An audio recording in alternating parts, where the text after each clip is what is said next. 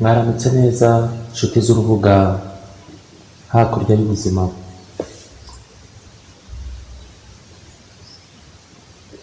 Uhoraho abahe umugisha, abarinde. Uhoraho Uwiteka umwami nyiringabo, Uwiteka umwami nyiringoma, Uwiteka umwami nyiribihe, abahe umugisha abamurikishirize mu maso he, abagirire neza. Uhoraho usumba byose, ese ubifite imyuka byose, abahe umugisha, abarebe neza, abahe amahoro.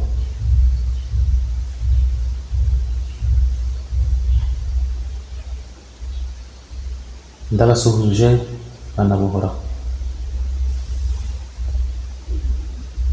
mwihangane mukomere. Hano ku isi hari byinshi biruhanya, byinshi imitekerereze yacu iraturushya, ibibi dukora bigenda bitugaruka mu gihe turimo kwiga tudasobanukiwe ibyo turimo. Ibyiza dukora nabyo burya biraturushya. Bana b'Uhoraho, murabizi umugani uvuga ngo uwo ugiriye neza ntumukira. Iryo jambo nta gihe ryabaye kuri ubu ngubu. Niyo mpamvu nanone kandi hari ijambo rikubwira ngo gira neza wigendere, uzagororerwa n'Uhoraho.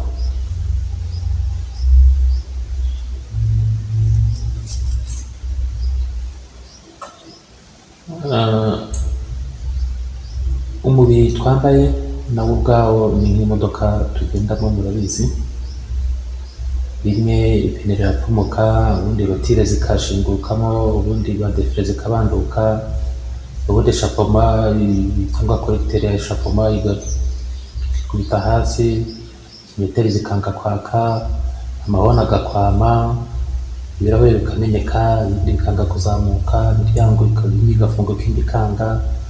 Ngiyo imodoka tubamo, uko turushywa n'uyu mubiri, tukarwara, tukumva nitwe twarwaye. Ariko akenshi urabizi, iyo urwaye uravuga ngo ndumva ndwaye, cyangwa ukavuga ngo umutwe urandya. Umutwe urandya ni ukuvuga ko umutwe ntabwo ari wowe. Hari umutwe kandi uri kukurya, donc muri babiri. Aho ngaho ni imvugo umuntu akoresha yemera ko atari umubiri mu buryo we atazi. Mwihangane, gutsinda kuri hafi. Umucyo w'Uhoraho ntabwo uzabura kuturasira, kandi umucyo wa Data uhora iteka urekereje kugira ngo nitwinjira mu mwijima ukomeye udutabare. Bana b'Uhoraho, nshimiye Uhoraho mu izina rye rikomeye, mu izina ryanjye bwite, n'umwana we uciye bugufi, kubw'ineza akomeje kutugirira, atuyobora mu nyigisho twiga, atuyobora mu byo dukwiye guteramo imbere, nubwo ibiruhanya ari byinshi. Kera nyiri umwana nigeze kubaza data umugabo ni iki. Icyo gihe hari utuntu tw'utuzu yari arimo kubaka mu gikari kugira ngo tujye dukodeshwa, arebe yuko yajya tuboneramo amafaranga yo kurya. Yari umubyeyi uhora ababajwe n'urubyaro rwe mu mpande zose, ariko anazubakira kugira ngo ajye acumbikiramo abantu, kuko ni imwe muri karite yageraga cyane gucumbikira abantu azi nabo atazi. Mu rugo bahitaga mu Batangana kubera impamvu ebyiri wenda nari butujyana, ariko sina ngombwa. Ariko icyo nshaka kuvuga, muri icyo gihe imbere ya salo hari amatafari ya rukarakara, ndetse barahacukuye n'icyobo, bakajya baza bakavanamo urwondo bakashyira hariya, bakabumba amatafari. Hari n'urwiri bavangaga mu rwondo. Noneho ndahagarara ndabyitegereza, arambwira ati rero mwana wanjye nuba umugabo uzubake, jya wubaka amazu menshi, ujye ushyiramo abantu bacumbikire, abandi bakodesha babishoboye. Ati ntihakagire urugo rwawe ruburamo umuntu ucumbitsemo, ati kuko niwo mugisha w'urugo, niwo mugisha w'abana, niwo mugisha w'abuzukuru n'abuzukuruza. Nibwo namubajije ntese kuba umugabo ni iki, niyo nimara kumera ubwanwa mutoya. Aramfata anjyana inyuma. Icyo gihe bari bubatse amatafari agera nko muri 6, bahereye hasi kuri fondasiyo. Aranyereka ati urabona aya matafari? Nuko ati yitegereze, ati nangahe? Ati baruhereye hasi ni 6. Ati tekereza rero ejo, ati ba Celestine, hari umugabo witwaga Celestin abari batuye hariya Nyamirambo mu Rwampara, bari bamuzi umugabo w'inzobe wari uzi kubaka, yaratuye ari mu bice byo ku muhanda ujya mu bice bya Sezike. Nuko ati Celestine urabona nazamura akagera hano hejuru ukuntu azaba yavunitse, ati urabona ukuntu nanjye nzaba muhemba amafaranga n'abandi bamufasha. Ati hanyuma ubwo mba ndimo niyubaka mba umugabo ngira ngo ngire ibyo nkora. Ati ariko ati kuba umugabo nyabyo, ati hari umuntu uza nijoro akitwikira umwijima, ati hanyuma noneho agafata bya bindi byose akabisenya agasubiza kuri fondasiyo kugira ngo bidatera imbere mu buryo bwose. Ati umuntu uza nijoro ashobora kuza ari umugabo yabihirika bikemera, ariko niyo yaza ari umugore yabihirika bikemera. Ati mu gitondo ugasanga ibitafari byirunze aho ngaho, ati ukibaza icyo ukorera kikakuyobera. Kuba umugabo rero ni iki? Ati urongera ukubaka, ukongera ukubaka. Ati ukongera ukazamura ukageza kuri aya ngaya 6. Ati hanyuma iryo joro wenda ibitotsi bikamutwara ntazi, cyangwa se akaba arindiriye kugira ngo bibanze bigere hejuru. Ati hanyuma ukazamura wageza hariya hejuru aho bita kuri rento, ati muri iryo joro ati ukaraza umuzamu iburyo n'ibumoso. Ati yaza akabona hari amatoroshi arimo gucicikana hafi ya nyubako, akabura uko yubaka, akabura uko abisenya, agakubita agatoki ko kandi akagenda. Ati ariko hari igihe agura cyangwa aha ruswa umwe muri babandi baharenze babazamu, wa muzamu ubwe akaza kubihirika, akaza kuvuga ko byihiritse. Ati niyo mpamvu uba ugomba gushaka abantu bizerwa bagukomokaho, mwegerana muba muri kumwe, bagukomokaho, akoresha iryo jambo. Ati mu bantu badashobora kugurwa ngo bagushe inzu, ati buriya wowe urimo, ati cyangwa mushiki wawe. Rero wowe na mushiki wawe buriya murabizerwa kuri njyewe, nizeye yuko mutayigusha kuko ari yanyu. Atari ko ubona ahemba kugira ngo aharare, we ashatse yanayigusha. Ati rero muri uko kubaka urubaka ukagera hariya ukagera hariya ukagera hariya, ugashyiraho amabati, ugashyiramo amasima, ugashyiramo imiryango. Ati igihe kimwe ukazirara, ati wa muntu akagaruka akaza byose akongera agasenya. Ati ukongera ugasiza, ukazamura amatafari uharindisha, gutyo gutyo gutyo gutyo. Ati hari igihe rero n'inzu irangira mukayitaha mwishimye kuko byaciye mu ngorane nyinshi n'inzitizi. Atari ko ati muri cya gihe mugirimo, muri cya gihe muze kwibyariramo, muri cya gihe wicumbikiyemo abantu, wa wundi iteka aba arekereje. Ati noneho icyo akoresha azana ubwumvikane buke mu bantu bari muri iyo nzu, ubwabo bakananirwa kumvikana, inzu ikabatugarika, bakirasa hanze nk'imvunja zisohotse mu mano. Ati nuko rero ati ubwumvikane buke bugatuma bamwe baca iburyo baca ibumoso, noneho ya nzu wa wundi akayisenya nta bakirimo nk'ubwo bagiye gucwana hanze barimo batongana. Ati mwana wanjye usenya nta hubwa, niko yambwiye. Ati usenya nta hubwa, atari ko uhugutse aramuhagurukana. Uwo ni umugani namukuyeho. Arambwiye ngo usenya nta hubwa, ariko uhugutse aramuhagurukana akamwubakana. Ngiki cyo bifurije uyu munsi. Usenya nta hubwa, ariko mumuhagurukane, muhuguke cyane, mumuhagurukane kandi mumwubakane. Ntabwo ari ubuzima bwanjye personnel nshatse gushyira hanze, ahubwo ni ibyiza mbifurije. Utabyakira kumva bitakwiye, ajye kureba ko ndi muri Nyungwe cyangwa ajye kureba ko ndi mu Kagera, abe atembera aruhure mu mutwe kuko byamuzamukanye. Bana b'umubi namwe ndabashuhuje.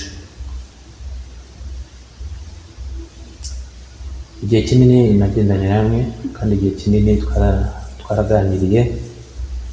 Muri abahanga cyane mu kwishushanya kandi muri abahanga mu magambo, muri abahanga mu guteranya, muri abahanga mu kibi. Ariko data murabizi aho ahuriye na so, data aradutabara. Mujye mutwigisha, ariko Uwiteka ajye aturinda imitego mitindi yanyu itari mu nyigisho, kuko mu byo mukora bibi harimo ibitubera inyigisho bikatwegereza data kurusha ikindi gihe cyose turi hano ku isi. Inabi yanyu idusunikira kuri data. Uwiteka abahembereye iyo nabi yanyu mudukorera, ariko aturinde ko mudusingira roho n'ubugingo ndetse n'umubiri. Uhoraho rero ababare kuko mutazi ibyo mukora, kandi abahe ibyo kurya n'ibyo kunywa mwifuza, nubwo mutijuta, ariko abarwaneho kuko iso we uburyo abibahamo murabuzi namwe. Tumaze iminsi twiga iby'abamarayika. Iby'abamarayika twize harimo abamarayika bakuru. Abamarayika bakuru twabonye 10, hakaba n'abandi 2 bari hejuru, barimo Metatron na Sandalphon. Sandalphon ni abarwa impanga ya Metatron. Aba bamarayika bombi rero nibo ndikwigisheho. Ngiye kubanza nce muri Metatron, hanyuma nze kujya kuri Sandalphon ku giti cye. Muri texte sacré cyangwa se mu nyandiko zagizwe ibanga rikomeye, marayika mukuru Metatron afite umwanya wihariye, ari wo kuba umumarayika mukuru ukora iruhande ndetse wumvikana cyane n'uhoraho, amuba iruhande cyane. Akaba yihariye nanone kandi kuba yarabaye umuntu, nk'uko nabibabwiye. Texte hébraïque, inyandiko za Giheburayo zivuga yuko ari umuhanuzi Enoki waje guhinduka marayika Metatron. Ibyo ngibyo si byo byangombwa. Nashaka abe yaravuye muri Matayo, yashaka abe yaravuye muri Sekanyambo, cyangwa se yaravuye muri Mpitamacumu, cyangwa se no muri wowe nyumva. Icyangombwa nuko mu marayika ahari. Uwo yavuyemo si we ndeba, ahubwo icyo mbona nuko ahari. Marayika ufite igihagararo gikomeye. Ubwo aha ndavuga ku byanjye, kuri experience yanjye bwite. Uyu mumarayika iteka aboneka ari mu muriro, aba ahagaze mu muriro. We ubwe aba yaka umuriro. Ni marayika waka umuriro, ni marayika uhagarara mu muriro, ni marayika ukoresha elema y'umuriro, agendera mu muriro. Ni umuriro, ni ikibatsi cyano, ni umuriro umwe w'ahatari. Uyu ayobora abantu kuko azi imibabaro yabo. Afite isoko z'urumuri zitagira uko zingana, niyo mpamvu yitwa marayika mukuru uruta abandi. Iyo tugendeye ku byo inyandiko za giheburayo zivuga, murabizi yuko Enoki yari uwa karindwi ku rubyaro rwa Adamu, akaba ise uwitwa Matuzalemu, kandi akaba na sekuruza uwitwa Nowa. Mu gihe hano ku isi bivuga yuko hari hacuze umwijima ukomeye cyane, kandi abana b'abantu barahindukiye ngo barateye umugongo uhoraho, umuhanuzi Enoki we yakomeje kwizera uhoraho kandi agendana nawe. Yabayeho imyaka 365 nk'uko bivugwa muri icyo gitabo, kandi akaba yaranditse igitabo cyitwa Le Livre d'Enoch, aricyo cyitwa Livre Apocryphe, cyangwa igitabo umuzingo wahishwe. Gusa ahangaha mu bintu bivugwa bishobora kuba ari ukuri cyangwa se atari ukuri, ni uko bavuga ko ngo Enoki yaba ari we muntu wa mbere wize kwandika siyanse na sagesse.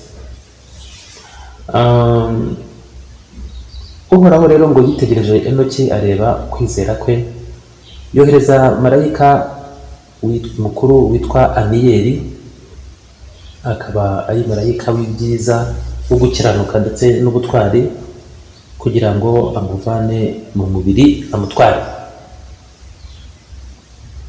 Rero uwo mumarayika yaraje ngo afata Enoki, mbere yo kumujyana mu ijuru amuryamisha muri shariyo. Donc shariyo ni akantu kameze nk'akazu k'akamodoka kaba gakozwe mu bintu by'ibiti n'iki, gakurwa n'amashefari.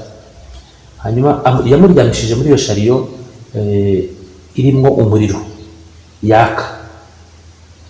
Noneho ubwo yari arimo gutwika umubiri we, yatwitse umubiri we, niko bavuga. Noneho abamarayika bitwa abaserafi n'abakerubi, bakaba bari abamarayika icyo gihe bari iruhande rw'uhoraho gusumba byose, ushobora byose, ngo bumvishe umubabwe w'umubiri w'umuntu, bumva ngo ugeze hejuru mu ijuru rya karindwi, aho bari n'Uwiteka. Noneho ubwo ngo ni nabwo Metatron yahise hagera, ariko abo marayika ngo barababara cyane, bati ni gute uwambaye umubiri ashobora kugera ahangaha, ese ni ibiki?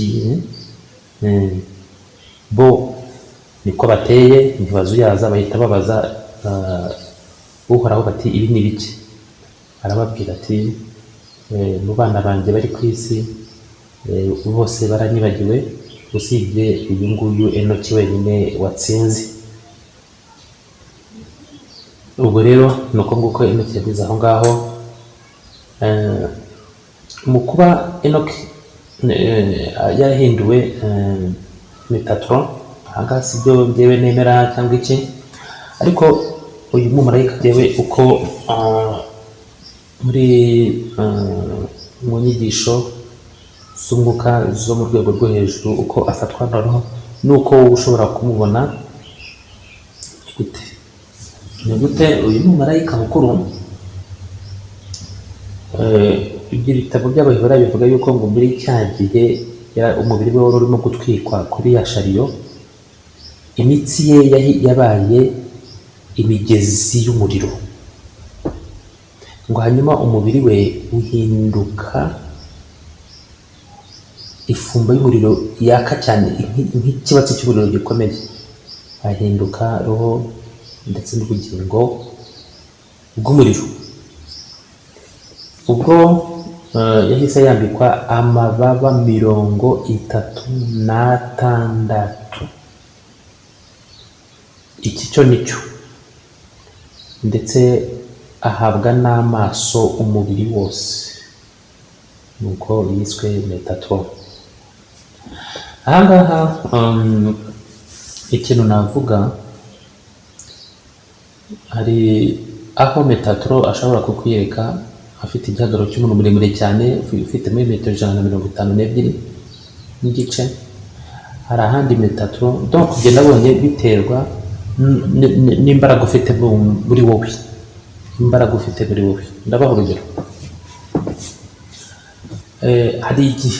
Hari igihe nigeze kuba ndimo gusenga, hari isa 9 z'ijoro, ni isaha nziza cyane. Hari umuntu wari umeze nabi kwa muganga. Muri icyo gihe ntabwo hashize imyaka myinshi cyane, imyaka nka 20. Muri icyo gihe umuntu wari urwaye, nifuje kumusengera kugira ngo abyare. Yari arwaye kandi anatwite ari ku nda. Nagiye hanze, abayisilamu barabizi, hariho umwezi, noneho ndanuya nzamura ibiganza imbere,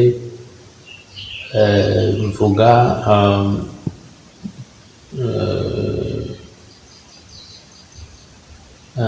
suratu al-Fatiha, mvuga kul huwallahu ahad, mvuga kul a'udhu birabbil nas, mvuga kul ayyuhal kafirun, gutyo n'izindi. Ndangije ndavuga nti ibi ngibi bishobora kuba bidahagije. Ni muri icyo gihe numvaga yuko ushobora gusenga mu mpande zitandukanye. Nari arakoze dosheme, nari ngezemo aho amayira agiye asobekanya y'imyemerere, ariko ntangiye kubona yuko gushigira ku myemerere y'idini imwe cyangwa iki ntacyo bivuze. Ndavuga nti hariho n'isengesho nakundaga icyo gihe, ngo ryatowe ngo mumva ya Yesu, naryo mba ndikubisemo.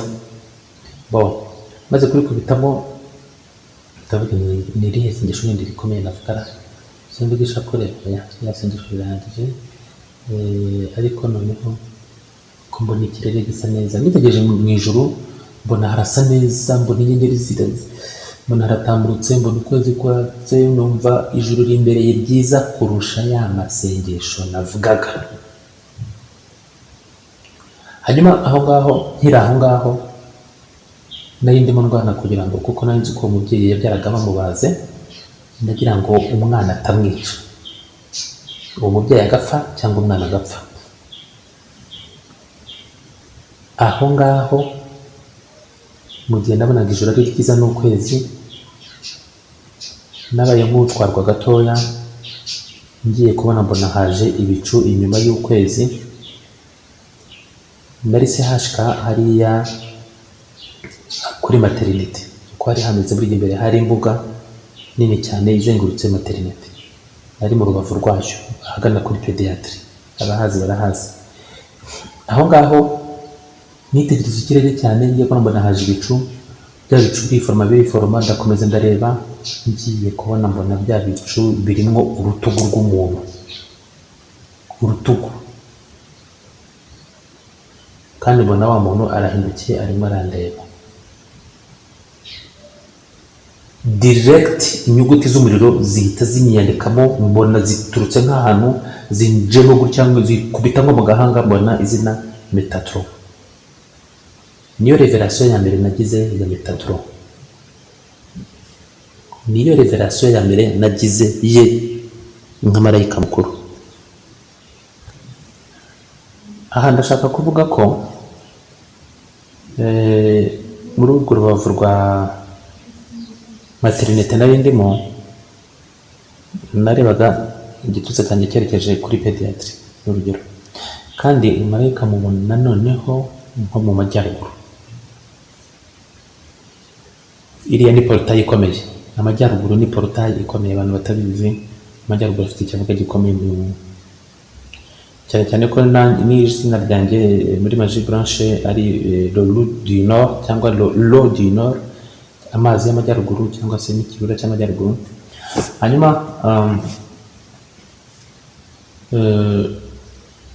urutugu rwa Metatron nabonaga rwaheraga nko kuri mo Kigali yari ibumoso bwanjye, rukaza rugaca imbere yanjye, rukagera iburasirazuba. Umutwe wa Metatron wo nabonaga hejuru yanjye, kandi horizontalement, donc imbere aho nitegeye niho nabonaga urutugu, ariko umutwe mubona hejuru yanjye, yasaga nk'ukwiye ijuru. nabonye iyo shusho mbibona neza yuko hari unyiyeretse, ntabwo navuga ngo ndashaka kubyemeza umuntu. Njye nemejwe ikintu, icyo nemejwe ni njye wagihawe, ni njye wacyemeye, ni njye wakibonye ko kiri, nta nubwo nakivuga ngo umuntu acyumve. Donc iyo kintu kiri ntabwo ari ngombwa ko abantu babyemera. Pas du tout alors. Ejo ma balance nta nicyo bintwaye, ariko icyo nabonye icyo nicyo nashakaga kubona muri uwo mwanya, ni nacyo nari nkeneye kugira ngo menye ibintu runaka. Naramubonye nahise nuzura ibyishimo bitagira ukuntu bingana, nuzura imbaraga. Ijwi rirambwira ngo umugore usengeye arabyaye, abyaye umwana w'umuhungu kandi bose ntacyo baba.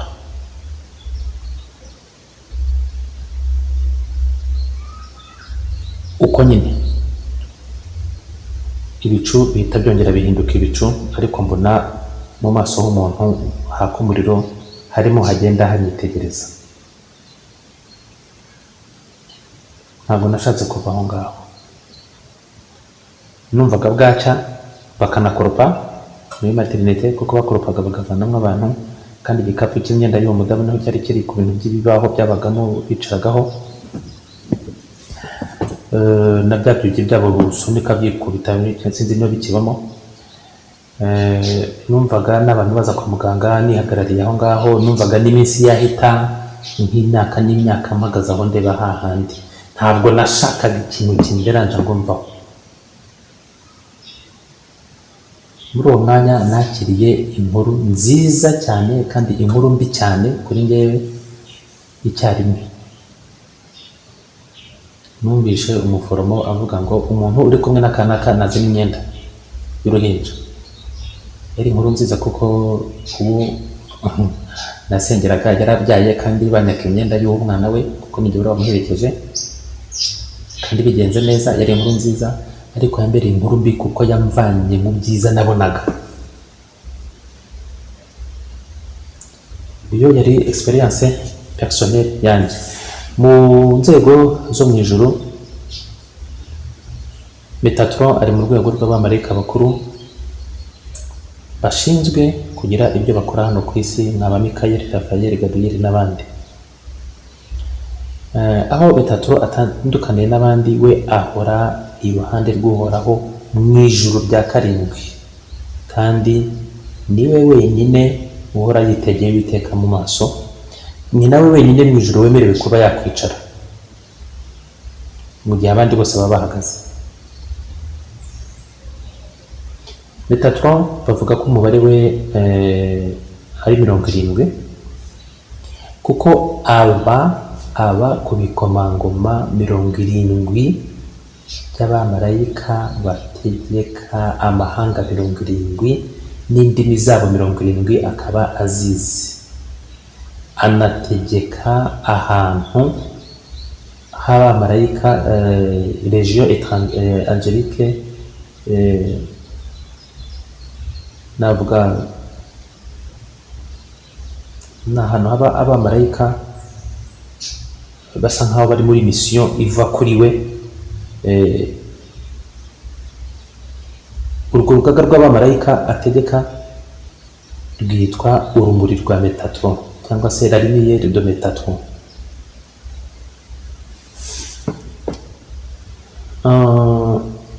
Ikindi nk'uko nabibabwiye, ibishushanyo n'amafoto mujya mubona abazungu bafata berekana nk'ibicu bigaragaramo marayika munini cyane, burya ni Metatron cyangwa ni Sandalphon, ariko akenshi ni Metatron, kuko Sandalphon we akunda kugaragarira muri elema y'amazi. Rero mu by'ukuri Metatron jewe uko mbizi nuko abantu babashije kugira vision ye bamuvuga, twese duhuriza ku kintu kimwe, afite taye nk'iy'isi yose, nk'iy'ijuru n'isi. Ngira ngo ntabwo ushobora kumubona wese mu gihagararo, kuko nk'ibituza bye byonyine wahera imbere yawe aho ureba ukazenguruka ukaza gutunguka aho wahereye, ukibona nk'igituza cye, wowe ureba mu ijuru.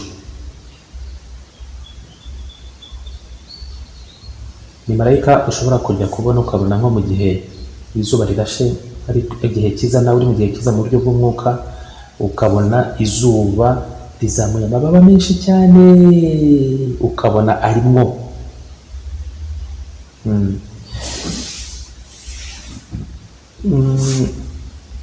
uyu mumarayika niwe urumuri ruva kuri data rucamo rutuzaho, ruzanye ibyiza, ibisubizo no guhumurizwa biva kuri data. Akenshi no kumubona hari igihe umubona asa nk'izuba risa nk'umuhondo cyangwa se nka oranje ya zahabu, ariko demere ya cyangwa se aho uyu mumarayika mukuru akunze kuba mu bazi astrology, aba muri constellation ya Orion. Kera mu Misiri habaga abarozi babiri bari bakoze cyane, bari bakaze cyane. Umwe yitwa Jambres, undi yitwaga Jannes. Aba barozi bo baravuze bati iyi nzira yo kuvuga ngo tujye mu ijuru twakoze neza, tujye mu ijuru twasinze, ntabwo ari uko bari babi, no, ariko bari bafite ubuhanga muri magie noire na magie blanche. Rero baravuze bati twebwe tugiye gukora ibyo dukora, tujye mu ijuru, turajyayo. Aba barozi babayeho ntabwo ari ibintu byo kuvuga.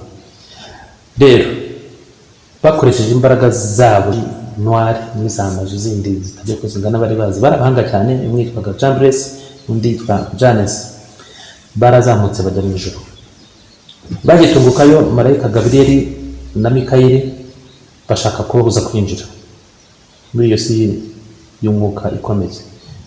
Bababujije birabananira, babacaho, babaciyeho. Metatro we akiza gusa, akiza kibatunguka imbere, bahise batumuka, bahise babura. Nibwo abandi bamarayika bose basobanukiwe imbaraga agira. Ndavuga abandi bamarayika bakuru. Ahangaha Gabriel na Mikayeli bo baje kumwirukana nk'abazi neza ko aribo babishinzwe kandi bagomba kubishobora. Babona birabananiye, ubwo baravuga bati naha data wa twese. Metatron agitunguka gusa, bavuga yuko ngo hatungutse uruhanga rwe n'imisatsi yaka umuriro. Urwo ruhanga rwe rugitunguka gusa, babandi bahise bajugunywa ku isi. Bakigera hasi nibwo bavuze bati uriya ni Metatron duhuye nawe. Nibo banditse bati uriya c'est le roi des anges, le prince de la présence ou de la face, le chancelier du ciel. Uriya niwe umwami w'amarayika, niwe gikomangoma cy'igihagararo cyangwa se cy'ubwiza bw'uhoraho. Uriya niwe ushinzwe iby'ijuru. Metatron rero nanone akoresponda kuri archetype ya Hermes, Mercure, ikigirwamana Mercure ku Baromani, kikaba n'intumwa hagati y'abantu n'uhoraho, kandi nanone niwe wegera uhoraho wenyine, niwe mediateri cyangwa niwe muhuza w'izo si uko ari ebyiri, ijuru n'isi. Ariko marayika wundi Sandalphon ujya kumera nkawe, we ashinzwe kuzamura ibyifuzo by'abana b'uhoraho imbere y'uhoraho. Nicyo Sandalphon akora. Undi nawe akaza akajisa antake nk'amarayika mukuru utabara, utanga urumuri, gira gute. Amasengesho n'imibavu ihumura neza, ibyo bivuga n'icyo byose bizamura ni Sandalphon. Metatron niwe utuma abantu bamenya inyigisho zijyanye n'umwuka bakazamuka bakajya hejuru cyane. Niwe uhuza imigendekere n'imikoranire n'imihurire y'ubugingo buba bugomba guhura kugira ngo buzagire uko buzagaruka kubaho ku isi, bugire icyo bukora cyiza kizagirira akamaro abatuye isi nk'abana b'abantu mu mubiri ariko bakaba abana b'Uhoraho mu mwuka.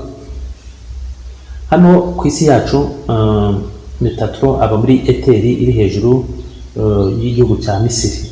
Iyo eteri iri hejuru y'umujyi wa Luxor cyangwa Luxor, sinzi ko ariko ni Luxor mu Misiri.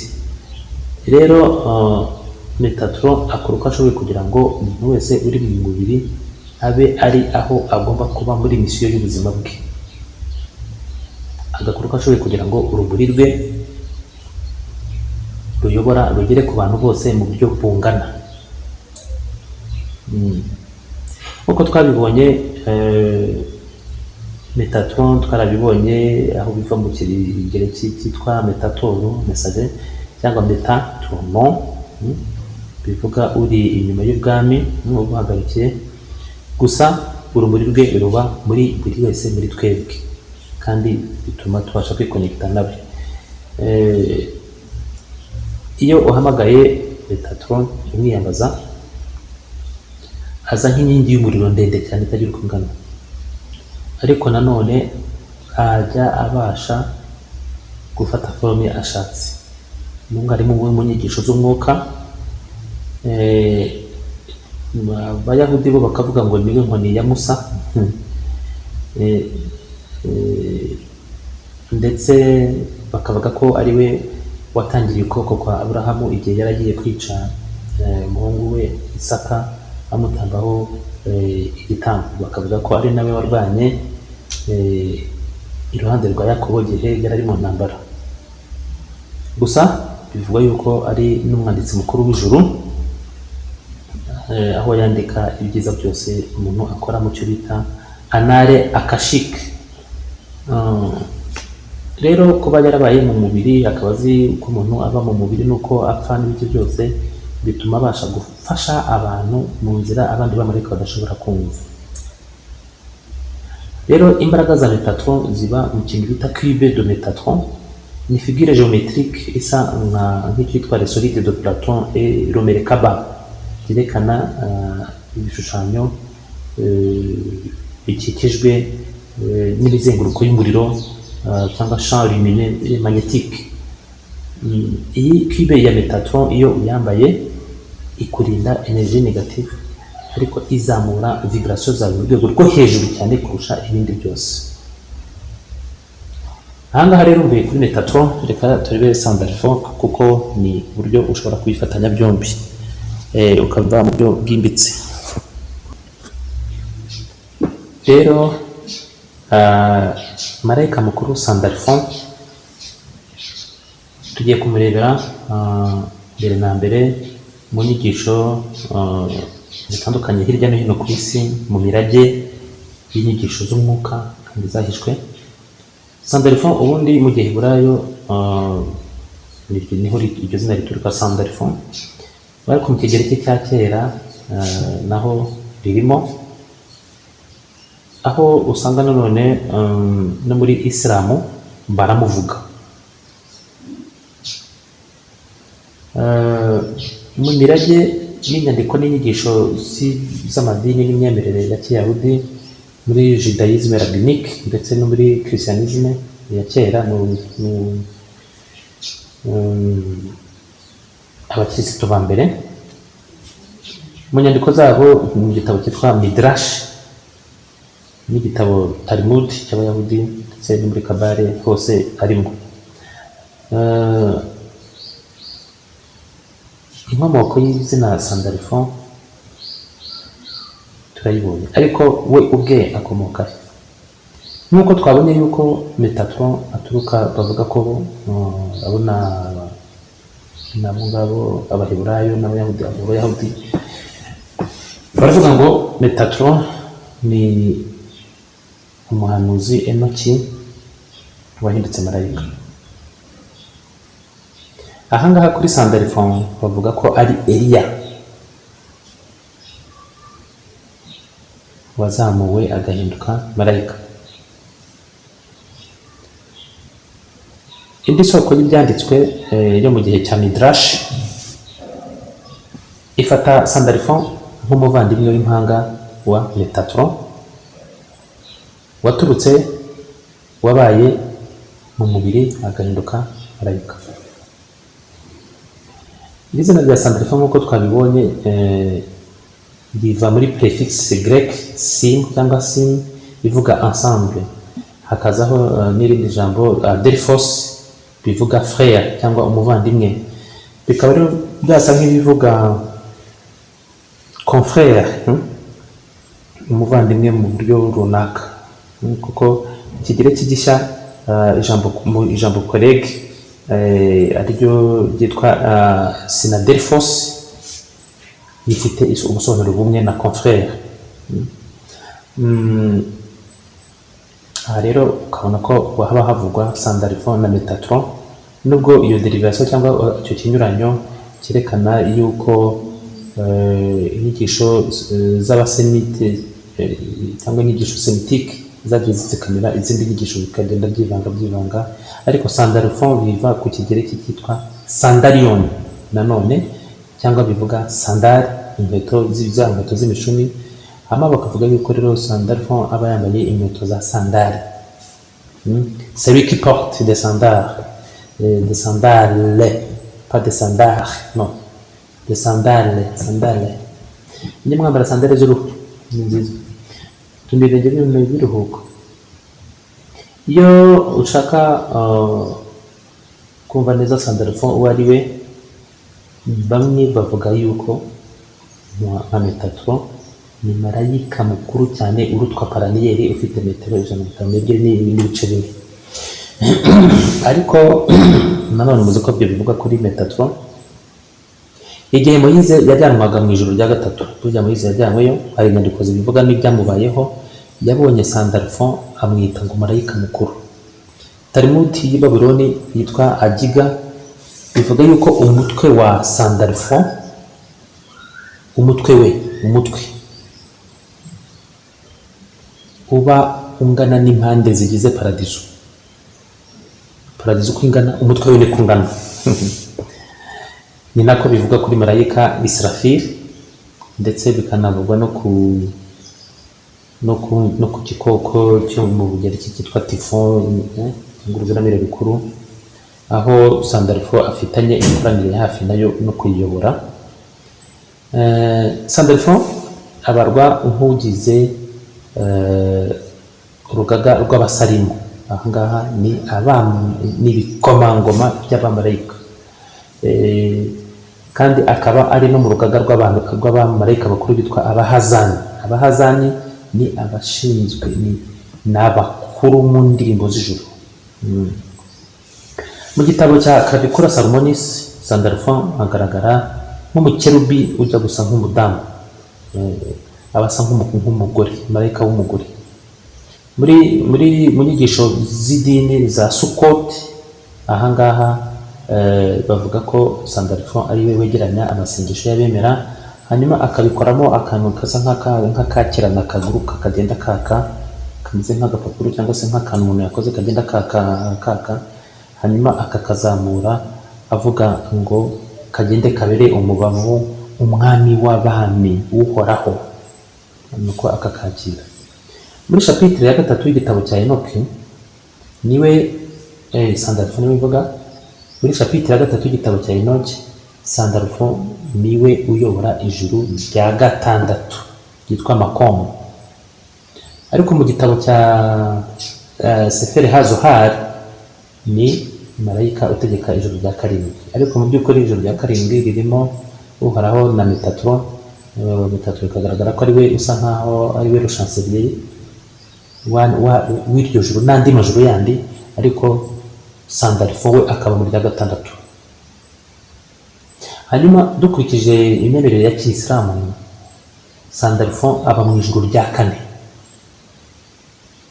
Kimwe nka marayika mukuru Mikayeli, we abararwana na Samayeli. Samayeli yari marayika mukuru wabaga mu ijuru ufite imbaraga nyinshi cyane, aza guhinduka umuhakanyi.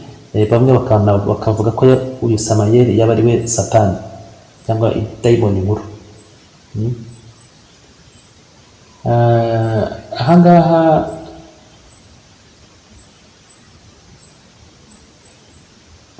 inyandiko za kera nanone zitaga sandalphone ofani. Ofani mu gihe burayo bivuga uruziga,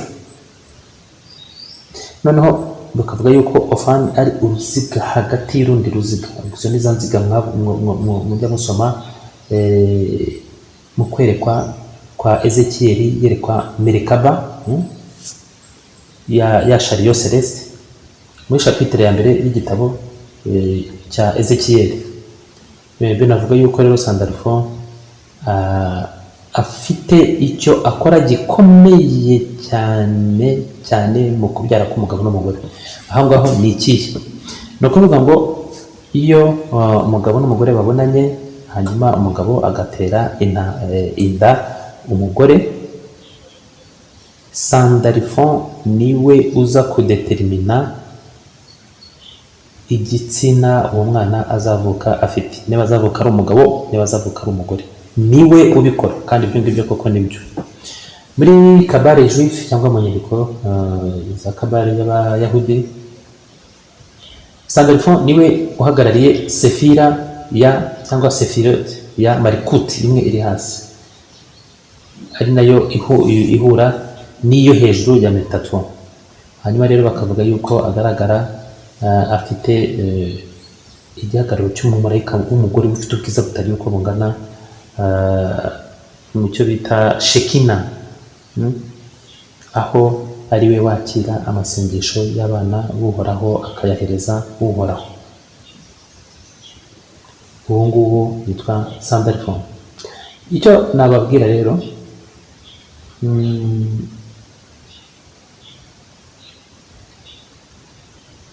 hari icyo nakwita experience personnelle, ndetse bigahura n'ibyo n'abandi bantu benshi bagiye bahura nabyo muri iyi nzira ya magie blanche. Uba waragiye wihuza n'abamarayika mu buryo bukomeye. Bavandimwe, kuba uri mu gihe kibi, kuba uri umukene, kuba uri umukirese, kuba uri umunyabyaha, kuba uri iki, ntabwo bigutandukanya na so Uhoraho. Iyi ni experimentation. Ni ukuvuga ngo niba ugiye gukora umuti usharira, uzawunywa kugira ngo wumve uko usharira, hanyuma nukora undi uri derive nawe uzawunywa wumve uko usharira, uzagenda usharirirwa kugira ngo umenye icyiza n'ikigikomokaho, umenye ikibi n'ikigikomokaho, umenye ikintu runaka, urasharirirwa cyangwa ukaryoherwa. Kuba umuntu ari mu mimerere runaka ntabwo bivuze yuko arimbutse cyangwa abaye mubi, ariko icyo nshaka kuvuga ni iki. Mu gihe nigaga magie elementare cyangwa la magie des éléments, naje gusobanukirwa bidasubirwaho yuko sandalphone ayobora iriya elema y'ubutaka n'amazi, ariko cyane cyane y'amazi, kuko ategeka la grande reine des eaux, umwamikazi mukuru wo mu mazi arahari. Ubwo ngubwo abantu bazimubashye izina rya Yesu, ntabwo ari ibyo ngibyo, ntabwo ari imyuka iguteye ntabwo no. Uwo mwamikazi n'abasirerwa naza n'indi myuka y'abami iba mu mazi, mu kuyaprosha neza nakoresheje sandalphone, kuko mbere nari nagize ubwoba mu gihe nashakaga guhura n'iyo myuka yo mu mazi. Na hari rituel ukora saa sita z'ijoro, ukajya ku ruzi cyangwa ku nyanja, ukanagamo imibavu runaka n'iki, ukenyeye igitambaro cy'umweru, ukavuga amagambo, waragize ugahindukira. Iyo umwamikazi wo mu mazi yakubonye, urataha nta guhindukira, wagera mu rugo ubwoba bwakwishe, kuko uba wumva ibintu byinshi inyuma yawe bivuga, ibintu biza byirukanka, ukumva imivumbi iravuga, ukumva ikintu kirahorera kiraje. Ntugomba guhindukira, ukagenda. Wagera mu rugo ugahita winjira, ugafunga nta kureba inyuma, ngo ufite urugero, ufite ipata kuko niryo usesekamo, kuko ugiye gushyiramo urufunguzo wahindukira, kandi ibyo wabona ushobora guhita uhera, ugahita ugenda ukaryamira urubavu rw'iburyo ukiyorosa. Ikikubwira rero yuko wagiyeyo nuko ukanguka mu gitondo ukahasanga nk'ururabo imbere yawe rurimo rujojoba amazi, kandi ayo mazi atatoheje ishuka. Nuko ushobora gukanguka ukahasanga ibitonyanga 7 by'amazi biri kwishuka kandi ntitote. Donc iyo ni presence, ni ikikwereka yuko wa mwamikazi wo mu mazi yakubonye. Ahangaha ntabwo uba ugiye gushaka ubukungu nka bya bindi by'abavuga ngo agiye kureba mame wata cyangwa ngo agiye kureba gute, no, ni ukumenya za force elementare zigize elema y'amazi kugira ngo ujye ubasha gukorana nazo mu gutabara abantu. Sasa abajya gushaka amafaranga bo bafite ibindi bahamagara bibi, bagenda bakajugunyamo amagi, bakajugunyamo ibiki, bakavuga ibigambo, bagakora pacte n'imyuka imeze gutya na gutya, kuko mu mazi harimo imbaraga nziza zikorana n'ijuru, harimo n'imbaraga mbi. Ibyo nabyo mujye mubimenya.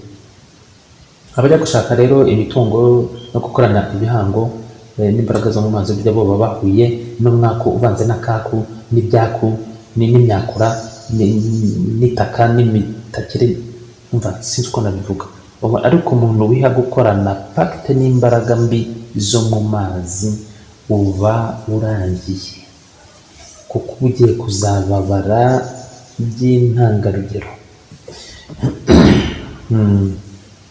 Ntabwo ugira inararibonye, ugira inararibabaye. Ntabwo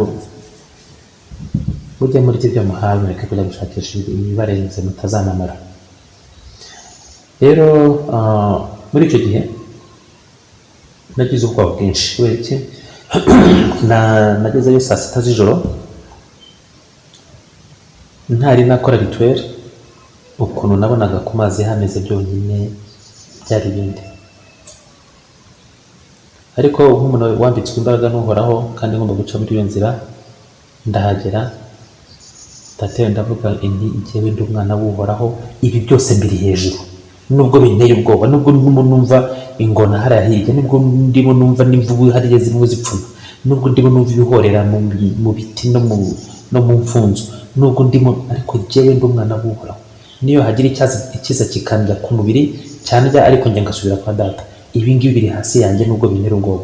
Ndetse n'uyu mwamikazi wo mu mazi nshaka kureba presence ye cyangwa ndebe yuko nemerewe gukorana na les élémentaires nziza zikorana n'ijuru, n'uyu nguyu ubwe ntabwo yantera ubwoba kuko njye ndi umwana w'uhoraho, ariko we ni igikoresho cy'uhoraho, ntandukanye nawe.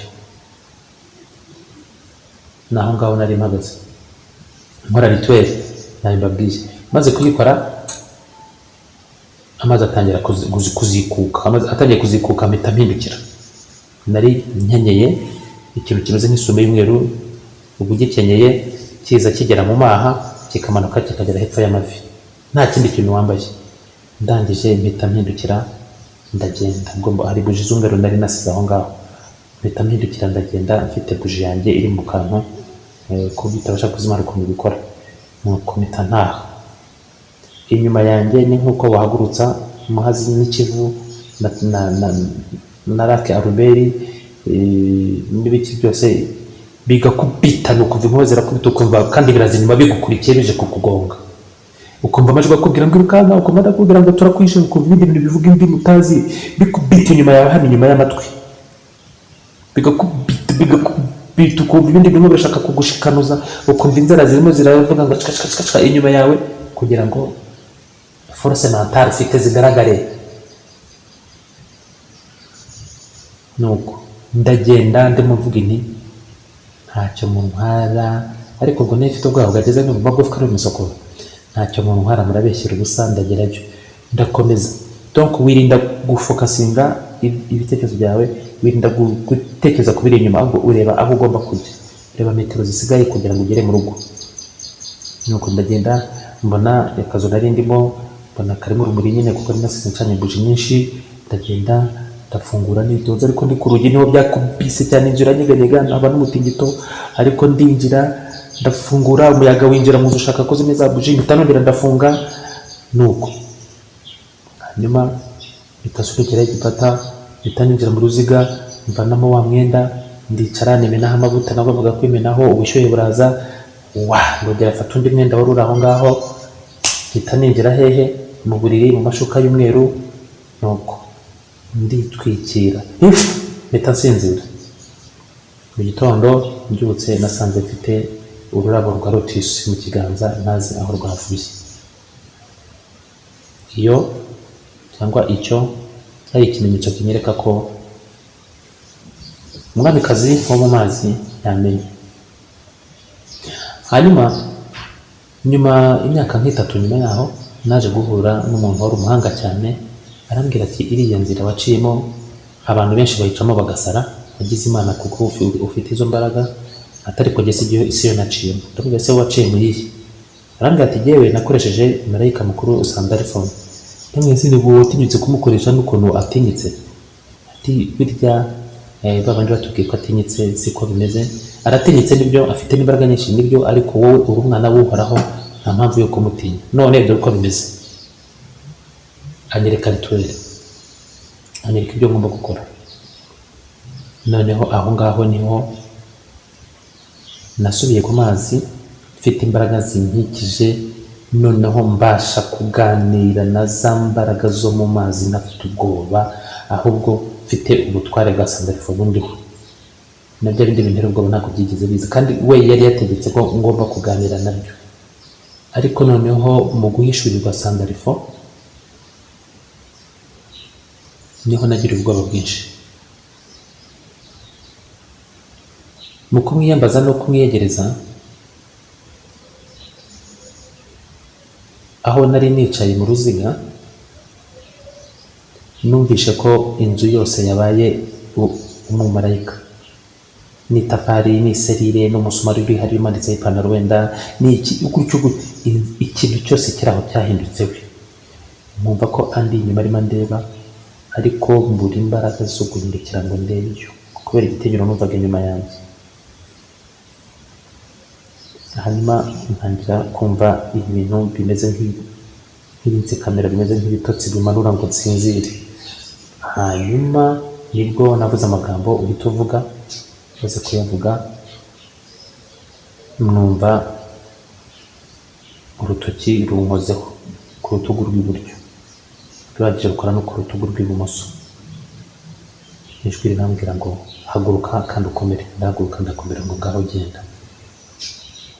Urutoki igihe rwankoragaho numvishe mfite nka kilowate nka miliyari zigiye iburyo, ku buryo nza gukubita nk'ingumi, nk'ikirunga cya karisimbi cyari gucikamo kabiri.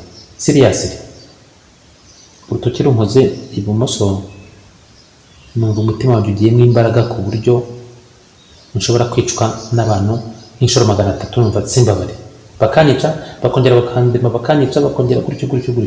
Nuko numvishe ngize imbaraga zitagira uko zingana. Aho ngaho nibwo nanahawe ikintu cyo kubona umwuka wo mu mazi, nkamenya umubi n'umwiza, ikiwukubwira bitewe n'uko ihagaze. Ngo rero iyo yiri approach yindi ushobora gukora, ukabona uko uvugana na ya myuka ikorana n'ijuru iba mu mazi, ariko ukanamenya ya yindi ikorana n'umwijima iba mu mazi, ukamenya uko ubyirinda. Ndumva narekera aho ibishoboye ndabitanze, ibindi Uwiteka abayobore. Bana b'Uhoraho rero, Uhoraho abarinde kandi abahe umugisha mu nzira zanyu, abarinde imitego n'ibibi by'umwana w'umubi mu nzira zanyu, uko mumwerekezaho nawe abasange mu rumuri ruhoraho. Uhoraho abarinde.